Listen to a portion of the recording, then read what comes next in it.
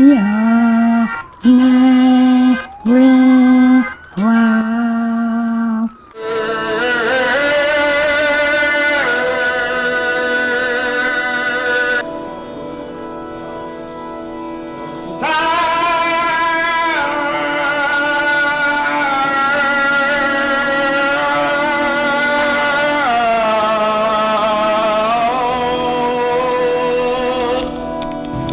2008-ban láttam először Charlemagne Palestine-t egy templomi koncerten, és azóta dédelgetjük az álmot, hogy akkor elhívjuk. Most volt arra lehetőség a trafónak köszönhetően, hogy el tudjuk hozni. Templomot ugyan nem tudtunk szerezni, de egy orgonát igen, amivel aztán a végén kiderült, hogy elégedetlen volt, úgyhogy nem is nagyon játszott rajta. Mindenféle más hangszerekbe rakta a libidóját, amit talált ott a nádorteremben, a vakok iskolájában. My mother said I had a good voice, and I used to imitate. There was one weird singer when I was a kid. I don't know why, but he used to sing like a spasm, like this. And he's called Johnny Ray. And one of his famous songs is, "When your sweetheart sends a letter of goodbye." If your sweetheart sends a letter of goodbye. He was so strange that I started to imitate him. I was a very good imitator when I was younger, because then I began to imitate all kinds of music, and people used to say, "Oh wow, your son has such a great voice. He sounds like blah, blah, and he sounds like blah, blah, blah." And so already it was my voice. And then early on, my mother found me a job in a synagogue, singing for one of the greatest choirs of contemporary old Jewish music that came from Budapest, that came from Prague. And so these were very long rituals where you sing for hours and hours in synagogues, which tend to be like churches, very resonant. And so that had a very big effect on me, because you sing in a very sacred place. Everybody's very thinking about God, dressed up specially in special. So those are two early memories, for example. Charlemagne Palestine igazából a 60-as, 70-es években alkotott valami forradalmit, ami egy olyan sorsra jutott, mint általában forradalmi életművek vagy karrierkezdetek, hogy senki nem értette meg. Igazából mindenki bolondnak nézte, hogy mi a franc, amit ő csinál. Okay.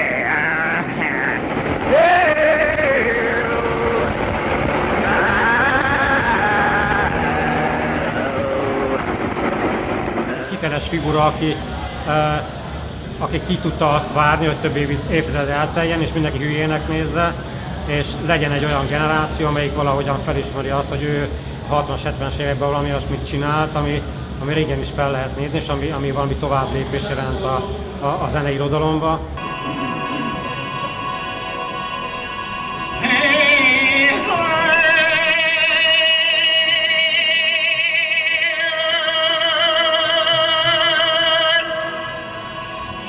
Ami szerintem nagyon fontos benne, hogy ő maga egy színpadi figura. Még azok a minimalista zeneszerzők, akikről beszélünk, azok nagyon ritkán álltak ki emberek elé. Nagyon sokszor komponáltak és eljátszották hangszeresek a zenéiket. Szóval ő maga ezzel egy kultikus figurával tudott válni, hogy színpadon meg tudott mutatkozni, nem csak szerezte a zenét, hanem elő is adta ezt azokon a hangszereken, amelyeken ő jól játszik. Some of my favorite musicians, that I really admire, often play with their eyes closed. I was always amazed. Herbert von Karajan is not one of my favorite musicians. Herbert von Karajan, the German conductor of orchestras.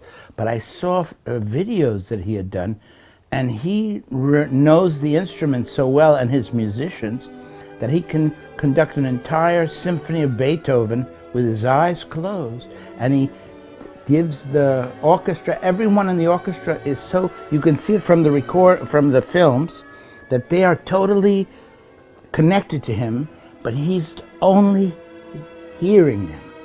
but he knows where they are because he closes his eyes.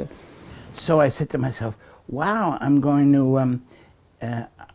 in a place for the blind. I'll try the same thing.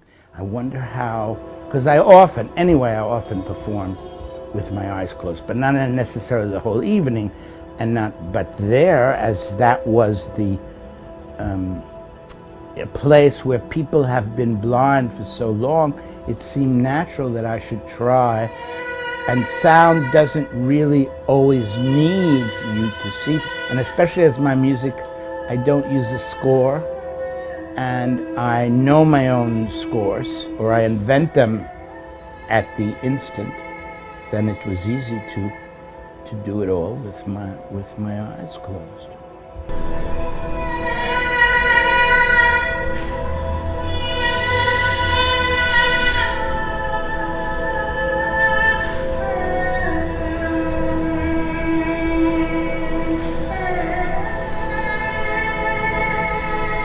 Neki fejlődése a plüss állat, aminek nyilván van egy genezise, és hogy miért van ez, ennek hihetetlen misztikum van körülötte. Another big influence on my work has been ethnology.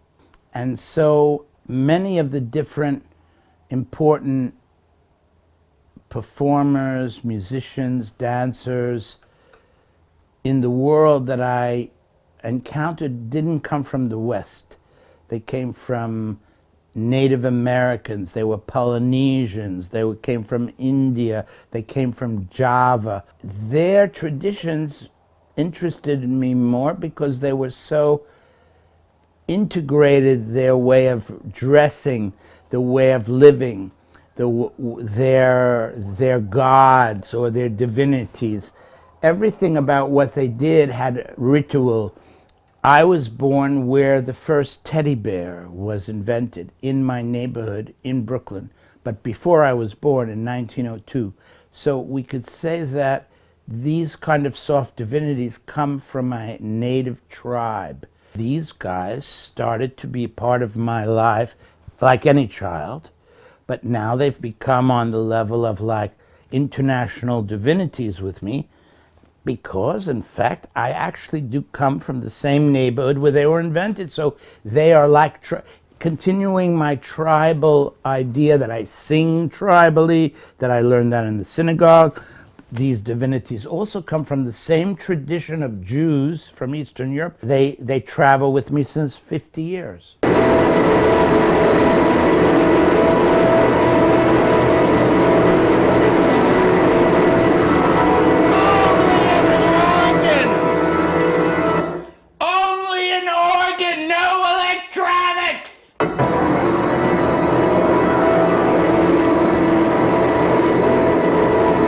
Here are two of among our favorite divinities, and these divinities are called the singing assholes. Don't ask me right now why divinities are called the singing assholes, but wait. Yeah. She says that you will understand when you watch them and see and hear them. So here they are.